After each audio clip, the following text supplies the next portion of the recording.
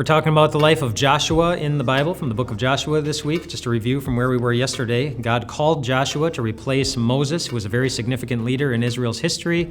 Maybe it was a little overwhelming for Joshua, but God settled his overwhelmed heart with a lot of promises that he would be with him, that he would care for him, and that there was no enemy that was going to be able to defeat him or Israel on the way to the land that God had promised them, otherwise known as the Promised Land. So the first big challenge is coming up now in the next couple of chapters when we get into the Israelites getting into Jericho. So Joshua wanted to be strategic about how to take down Jericho. Jericho was a rather large city with a rather large wall that was around the entire city. It was very difficult to get by. There were actually probably two walls, an outer wall and then an inner wall, and very large enough that people actually lived inside the walls. And some of the things that we could spend a lot of time on, but we won't spend a ton of time on today to highlight before we get to the main event, is Joshua sent some spies into Jericho to scope out the land to see, if this was going to be legit, if we're going to be able to conquer them. And so they went in, and they were housed by a prostitute named Rahab. And I think that's kind of strange company to have as you're trying to carry out the work of the Lord. But Rahab's story is an excellent one of God's grace. The Bible is not shy talking about Rahab's past, but it's also not shy talking about what happened in the future because of Rahab. If you look in the book of Matthew, there's a genealogy, a list of the descendants of Jesus, and guess who one of the descendants of Jesus, or not the descendants, but Jesus was descended from people. I forget what the word is for that, but anyway, Rahab is in that list. That, in a sense, you could say that the Savior of the world would not have been born without Rahab, this prostitute. So God redeemed her life and used it for a really, really great purpose, just like he does for all of us, a great reminder that God, he redeems our lives. He takes us from a life of sin and redeems us for lives of awesome purpose to honor God and glorify God in really, really incredible ways. So the spies were housed by Rahab, and Rahab made a deal with them. If I help you out, will you save me when you come into the land? Because Rahab was already convinced that the Israelites were going to take down Jericho. She had heard of how God had helped them along the way, how he divided the waters of the Red Sea, and she was very scared, just like a lot of the other people were, and so she made a deal. When you come in, save me and save my family. And the sign of where her family was going to be when the Israelites came in was going to be a scarlet thread that was going to be hanging from her house wall, or from her window. And so they would go in, seeing the scarlet thread, they would take her family and they would take them to safety, and they'd be safe when the Israelites came in. And that's what ended up happening later on. And the scarlet thread is it's kind of a cool reminder of the scarlet blood that poured out of our Savior on the cross that saved us, unworthy sinners who don't deserve to be saved by God, and yet Jesus shed his blood for us. So the spies come back and they say, okay, this is good, they're scared of us, and it's time to go in. And so then Joshua is given instructions by the Lord on how to take down the city of Jericho. These are the instructions Joshua passed on to the Israelite leaders that he had received from the Lord. This is the strategy of how they were going to take down this massive enemy of Jericho. Joshua comes up to his leaders and he says, okay guys, I've been given a plan from the Lord himself. He has told us the way that we will defeat this enemy, and he has promised that it will happen if we follow his instructions. And they say, yes, a plan from the Lord. This is really, really awesome. I'm so excited. What do we need to do? And Joshua says, here's what we're going to do. We're all going to go and we're going to march around the city, all as a group.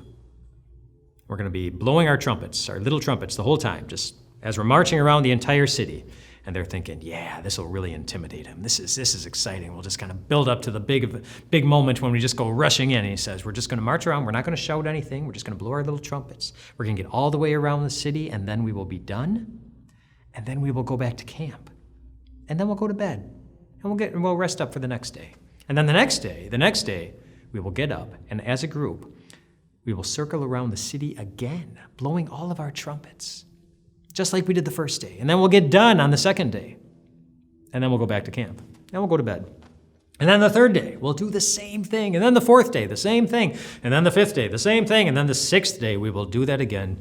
No shouts, no crying, no intimidation, no, we're going to get you in a moment, or anything like that where you're shouting to the enemy, as they're probably making fun of you the whole time. As, you get to day 3 and they're looking down at these people who are not attacking at all. They're just little marching parade with their little trumpets, and they're probably starting to regain some confidence in Jericho. But then Joshua says, after the 6th day, we're going to do something a little bit different. And this is when the leaders are like, yes, this is when we get to bring in the big guns. This is when it's really going to happen. Joshua says, we're going to march around the city once, and then a second time, and then a third time, and then a fourth time, a fifth time, a sixth time, and then a 7th time. And after we get done with the 7th time, then all at the same time, I want you to shout, and then all the walls will come down and everybody will walk straight in. That's what the Lord said to me. And I don't know what they thought about that.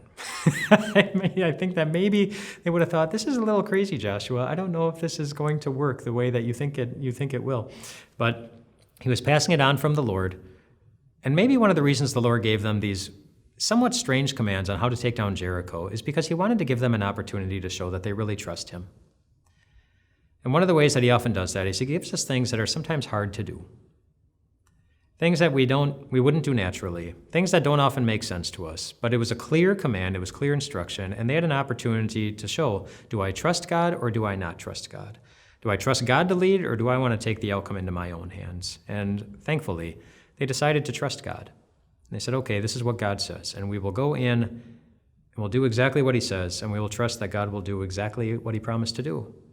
And so they marched around the first day, and then day 2, 3, 4, 5, and 6. Then they got to day 7. They did it exactly. Day 7, they let out the cry, and then guess what happened? The walls all collapsed, and they went straight in. Straight in. And they took the city. They went straight in. I'm emphasizing that phrase because it's an important phrase. So God, at the beginning, he promised that if they did all of this, the walls would collapse and they would go straight in. And then at the end, when they followed the instructions, the walls collapsed and they went straight in.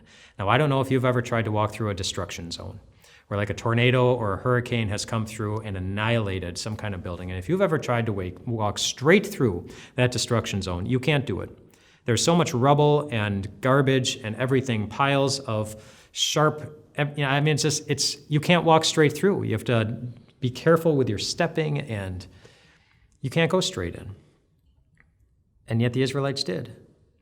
This whole big wall, massive wall, it collapsed.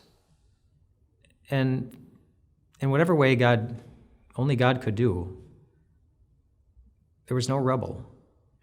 There's just a straight path in where God promised there would be. It was as if the walls had never been there in the first place. This big, intimidating thing that was standing in their way from the land God had promised them, it was as if the challenge had never been there. And I love that phrase because it's a picture of what one day will happen to you. There are a lot of different challenges that you face over the course of your life. So many different challenges, things that make us feel discouraged and afraid and weak, and we wonder if we're going to be okay. But because of what Jesus did on the cross, because of what we see in his empty grave, we get to know that one day we will walk straight into heaven, where God will wipe every last tear away, where we'll never feel weary or tired ever again, where all the challenges that we faced here on earth, it will be as if they never even existed. That's coming for you, a great victory. Joshua was able to lead Israel into Jericho, knowing that the victory would be theirs, and it's a great reminder of how we get to live every single moment of our lives. We get to walk through life knowing that the greatest victory of all has already been given to you. Our eyes just have yet to see it be delivered into our hands, but one day it will be.